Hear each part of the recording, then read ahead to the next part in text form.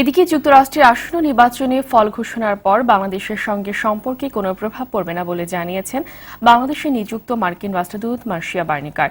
বাংলাদেশের সঙ্গে যুক্তরাষ্ট্রের সম্পর্ক আগামী দিনে আরও বাড়বে বলে আশা প্রকাশ করেন তিনি। সকালে রাজধানীর বনানীতে সেতু ভবনে সড়ক পরিবহন ও সেতুমন্ত্রী এবং আওয়ামী লীগের সাধারণ সম্পাদক ওবায়দুল কাদেরের সঙ্গে সাক্ষাৎ শেষে সাংবাদিকদের সঙ্গে আলাপকালে তিনি কথা বলেন। এর আগে সেখানে দুটি মহাসড়কে 17টি সেতু ও 7টি কালভার্ট সহ একটি টোল প্লাজা এবং 2টি এক্সেল রোড কন্ট্রোল স্টেশন নির্মাণ প্রকল্পের পরামর্শক নিয়োগের বিষয়ে দুই দেশের মধ্যে চুক্তি সই হয়। Our partnerships, our friends, and also our challenges and our threats don't change just because a president changes or the government changes. Each president brings different approaches to how they deal with those friendships and those challenges. আমি তো জানতাম নরেন্দ্র মোদী যখন ইলেকশনে জিতবেন বা জিতে গেলেন তখন এরকম উৎফুল্ল তারা ছিলেন, বাকিটা বলতে চাই না।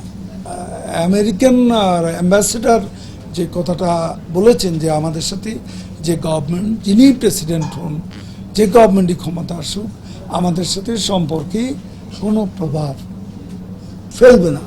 আমিও বলতে চাই আমেরিকা যে সরকারি বা যিনি প্রেসিডেন্ট হন না কেন, বাংলাদেশের সাথে বিরাজমান বন্ধুত্বপূর্ণ সম্পর্কে কোনো পরিবর্তন হবে না।